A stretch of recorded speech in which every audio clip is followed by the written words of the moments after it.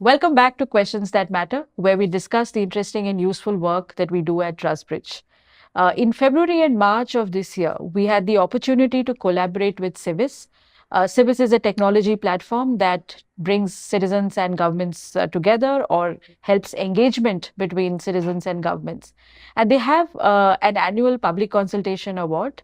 And we had the opportunity to work with them on certain metrics that we could use to evaluate how the Indian state conducts its consultation process. Now, as far as regulatory theory goes, consultation should be a very important part of how legislation or regulation is made because it allows for the opportunity for citizens and regulated entities and affected parties to relay back their views on proposed regulations to the state entity. And this was an event, or this was a process where we were evaluating how different agencies are conducting the process. So Chitrakshi, Amruta, and I worked together to build some of the methodology for this process and conduct some of the evaluations. So I'm going to turn to Chitrakshi to tell us a little bit about what that process was and what is it that we did with CIVIS. Yeah, so this was a very interesting opportunity for us because we got to collaborate with CIVIS to develop a framework to particularly assess the impact assessment criteria that they have in their methodology. Now, they evaluate consultation documents on a variety of metrics, one of which is the quality of the consultation document, of which impact assessment is a part. Right. So, they want to measure the issuing authority, like a particular public authority which has issued the consultation draft. How adequately has it analyzed the impact that the policy intervention will cause? And how adequately has it stated that impact in the consultation document? So that was our brief to come up with a framework which sees whether a consultation document has, how carefully has it performed this task. As part of our collaboration, we developed a framework which comprised a few questions that can be administered to these consultation documents to assess whether the impact has been communicated efficiently and whether, in fact, it was analyzed by the issuing authority. So, could you tell us a little bit more about what are the questions that form a part of this framework? Yeah, thanks, Chitrakshi, for tossing it back to me. I think regulatory impact assessment or cost benefit analysis is a very core part of what regulators in other jurisdictions do. And there are 4 or 5 broad categories of questions that are important, right? Because every time a state authority is issuing a regulation, it must ask, why is it issuing that regulation? And therefore, the consultation paper needs to clearly identify why that regulation or why a regulation is even deemed necessary. Was it a market failure? Was it that there were some demands from civil society or other regulated entities to ask for a particular change, or were there some other reasons? The second issue is the other consequences or the potential consequences of a particular regulation being identified. Who is this going to affect? In what manner is it going to affect? Sometimes some regulations are done because they seem to help certain classes of people, right? Retail investors, for example. So does the consultation paper clearly identify who it is going to affect? How is it going to affect? What are the changes it expects to see? And of course, has the consultation paper thought a little bit about the costs that it might be imposing on these various entities, right? So very often you may have a licensing requirement that imposes a cost on a regulated entity. Now, there might be a benefit to consumers, but there is a cost to the regulated entity. And have these costs and benefits been clearly outlined by the consultation paper? And finally, are there some ways in which you would evaluate this ex post? Because it's one thing for an agency to say or to expect that the regulation will play out in a particular manner, but it is important that the consultation paper also highlights how, some years later, it's going to go back and evaluate what was done. I think there are many more questions within each of these bucket as to how you would get there and what you would look for when you're evaluating a consultation paper. But I think these were the broad buckets that we kind of came up with. We looked at the international literature. So none of this is new and none of this is rocket science. It has been done before. But I think it was very useful and interesting to put it all together in one framework and then see how it actually plays out. And that's where I'm going to turn back to you again, Chitrakshi, because I know that you played a key role in actually looking at each consultation paper and then measuring against the benchmarks that we had set out. So, can you tell us a little bit about what you found? Yeah, so after we had finalized the framework, which included the questions that should be administered to each document, the CIVIS team came up with a weighted scoring criteria where they weighted each question individually depending on how significant it was to the overall framework.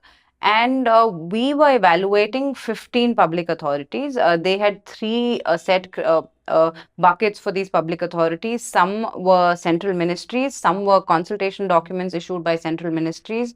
There were consultation documents issued by state governments, and there were consultation documents issued by regulatory agencies.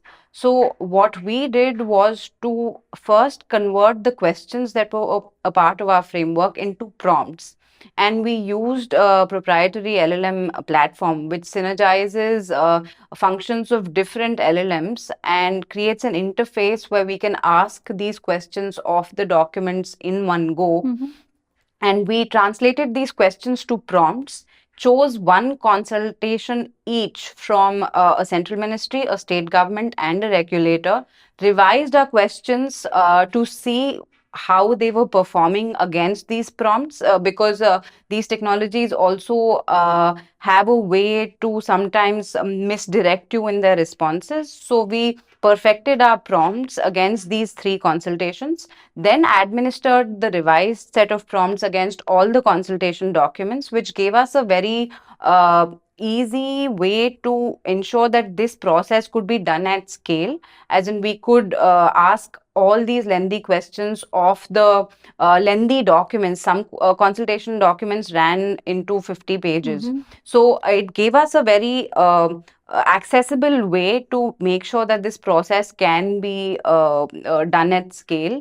And we administered those prompts against all the consultation documents and generated a report which gave us answers to whether each document had adequately stated the identified questions in the document. But presumably, you also went back and cross-checked in the document, whatever the LLM gave you, to then make sense of actually, whether the consultation paper adequately addresses some of these questions or not. So what was that process like? Yeah, so we identified that the platform was definitely performing better on some questions than others.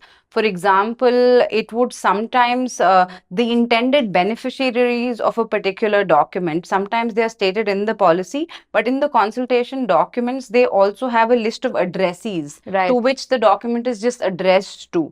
So the technology would confuse the addressees as the intended beneficiaries.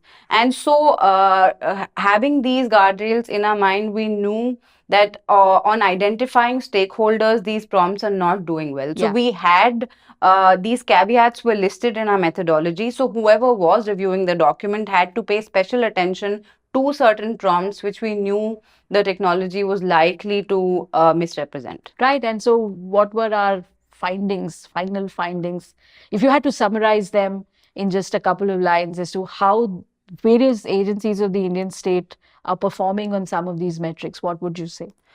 We were actually quite pleasantly surprised to find that some consultations did very well. The Ministry of Power consultation document did, in fact, clearly indicate the problem that it was trying to solve. It clearly communicated who was it trying to really, whose compliance costs were going to increase or decrease.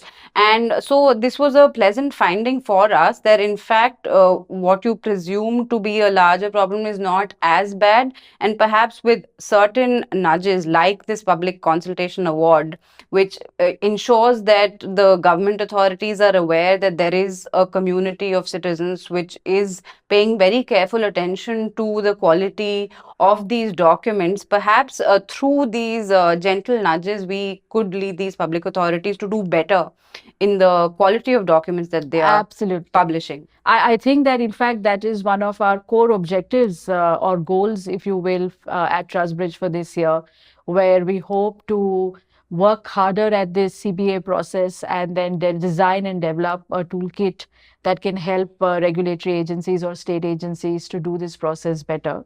Our experience in different sectors has been pretty mixed, as you know, that sometimes you do see some consultation process, but oftentimes there is complete disregard for what the impact or consequences of particular actions might be. And I think it's, there's, and again, we've talked about this a lot in our work, which is that it's one thing to say something about the fact that this may have a consequence, and it's another thing to measure that consequence correctly and appropriately.